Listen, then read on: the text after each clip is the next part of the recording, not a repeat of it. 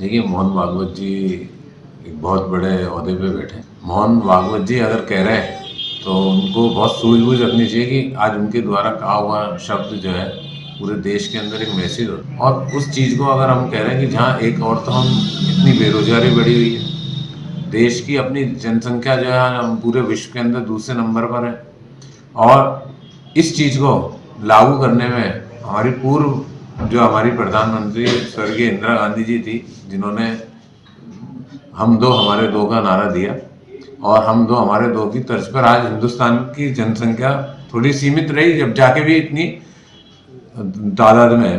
और आज मोहन भागवत जी कह रहे हैं, तो मोहन भागवत जी को पहले इस बात को कहने से पहले उनकी सरकार है केंद्र के अंदर, पहले युवाओं को रोजगार देने की बात करें, एक स्थिति तय करें कि आज जो ऑलरेडी जिन गरीब परिवार हैं या जो बेरोजगार हैं उनके लिए क्या विकल्प उन्होंने सोचा है। नया अगर जब हम 3 बच्चे पैदा करेंगे, अभी तो लोग एक ही करने लगे हैं, जब 3 बच्चे पैदा करेंगे तो क्या मोहन भागवत जी आप इस देश के अंदर जो है इतनी रोजगार उनको उपलब्ध करा पाएंगे?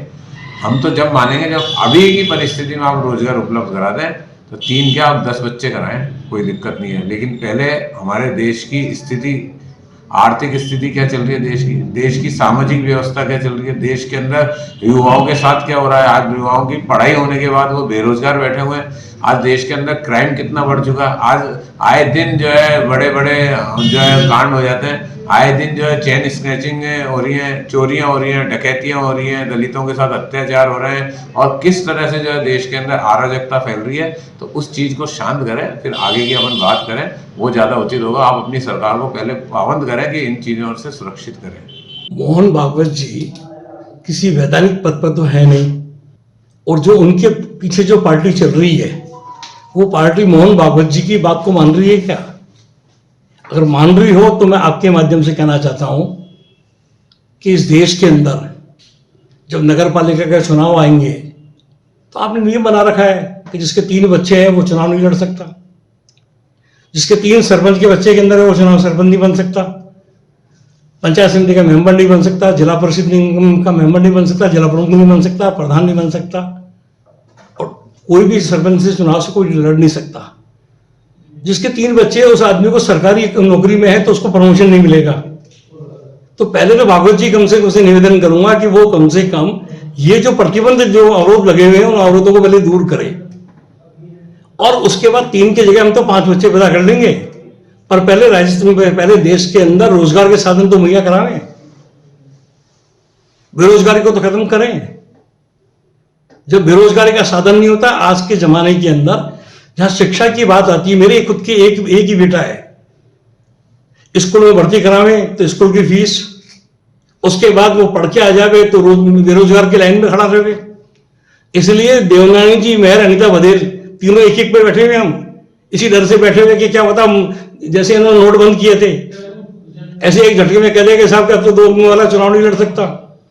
तो पहले अगर वो चाहते हैं कि देश में समग्र रूप से जातिगत भावनाओं से ऊपर उठकर सभी लोगों को एक साथ लेके चलने की बात करें, उनके भारतीय जनता पार्टी की सरकार को दिशा निर्देश देंगे कि जो 3 बच्चों वाला कानून है, जब लालू प्रसाद यादव 8 बच्चे लड़के विधायक का चुनाव लड़ सकता है, विधायक के चुनाव के अंदर कोई रोक नहीं है। तो अगर आप चाहते हो कि सही माने के अंदर देश के अंदर जनसंख्या बढ़े, जब खुशहाली आएगी, तो पहले व्यापार बढ़ना चाहिए। भारतीय जनता पार्टी से ये देश ही नहीं संभल रहा है, इसको तोड़ने का प्रयास कर रहे हैं। एक वोटों की राजनीति के लिए धर्म की आड़ में राजनीति कर रहे हैं, और किसी जनप्रतिनिधि की नहीं सुन रहे, जनता की नहीं सुन रहे। आज बेरोजगारी चरम सीमा पर है, महंगाई चरम सीमा पर है, और ये लोग आज 3 बच्चों की बात कर रहे हैं। आज इतनी जनसंख्या हो चुकी है देश में, इनको रोजगार देने के बजाय, महंगाई कम करने के बजाय, ये मोहन भागवत जी को ये बात शोभा नहीं देती है। इन बातों से और इन हालातों से देश के टुकड़े हो सकते हैं, और बल्कि भारतीय जनता पार्टी को अगर शासन करना है तो जनता की सुननी पड़ेगी, जनप्रतिनिधि की सुननी पड़ेगी, विकास की बात करनी पड़ेगी। ये विकास की बात नहीं करते, ये सिर्फ धर्म की आड़ में सिर्फ वोट लेने के लिए काम करते हैं। इनको वोट चाहिए, इनको देश के विकास से कोई लेना देना नहीं है, कोई सरोकार नहीं है। इनको तो जहां देखो प्रधानमंत्री को, इनके नेताओं को खाली चुनाव की बात करते हैं। आज उस राज्य इनका बस चले तो ये नगर निगम के चुनाव आ रहे हैं, इनमें भी मोदी प्रचार करने आ सकता है। ये हालत, ये स्थिति हो गई भारतीय जनता पार्टी की, तो इनको शोभा नहीं देती। अगर इनको ऐसा ही है, अगर ये कुछ देना चाहते हैं देश को, तो समांतर समान कानून ये ला सकते हैं।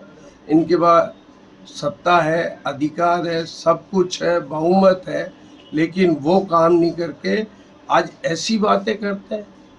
हिंदू की बात कर रहे हैं, मुसलमान की बात कर रहे हैं। जब देश टूटेगा, झगड़े होंगे, तो क्या ये सत्ता का सुख भोग पाएंगे? क्या वैसी स्थिति को देख पाएंगे? क्या आने वाले समय में क्या होगा? क्या हालात होंगे देश के? यूपी में क्या हालात है, दिल्ली के क्या हालात है, जहाँ इनके राज्य वहाँ हालात है। और फिर एक तरफ आरोप लगाते हैं कि ये कांग्रेस करवा रही है, ये समाजवादी पार्टी इस तरह के माहौल खराब करवा रही है, माहौल खुद ही खराब कर रही है। ताज़ा खबरों के लिए देखते रहें सरेराह न्यूज। अपना फ़ोन उठाएं और सब्सक्राइब करना ना भूलें।